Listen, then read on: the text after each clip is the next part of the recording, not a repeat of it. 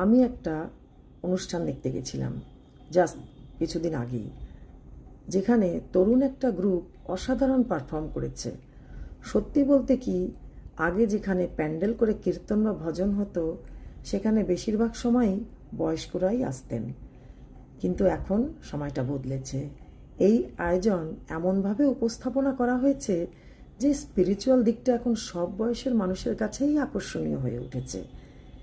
এই গ্রুপটা সবচেয়ে ভালো লাগলো একটা জায়গায়, তারা কিন্তু শুরুতেই এত বড় ছিল না। প্রথম দিকে তারা ছোট ছোট রোড শো করতো, বিভিন্ন জায়গায় পারফর্ম করতো।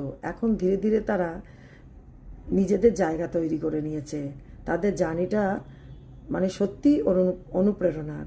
তারা আজ এত সুন্দর মানুষের মনে জায়গা করে নিয়েছে যে তারা এখন বুক মাই শোয়ের মতন বড় প্ল্যাটফর্মেও তারা পারফর্ম করছে, যেটা দেখে সত্যিই মনে হয় পরিশ্রম আর বিশ্বাস থাকলে মানুষ কোথা থেকে না কোথায় পৌঁছে যায় বলো। আগে এরম ধরনের প্রোগ্রাম খুব একটা দেখা যেত না, কিন্তু এখন দিন দিন এই ধরনের আয়োজন বাড়ছে আর মানুষের মনে গভীর জায়গা তৈরি করছে। এই অনুষ্ঠানের আরও একটা দারুণ দিক ছিল, আমি এখানে দেখলাম স্টেজ থেকে তারা বলছে, তোমরা সিটে বসে থেকো না, তোমরা এনজয় করো, ডান্স করো। এই কথাটাতেই পুরো পরিবেশটাই যেন বদলে গেল। সবাই উঠে শুরু করে দিল গরবা ডান্স। ভীষণ ভালো লাগলো।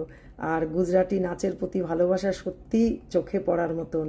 আর সেই গরবার এনার্জি পুরো অনুষ্ঠানকে আরও প্রাণবন্ত করে তুলছিল।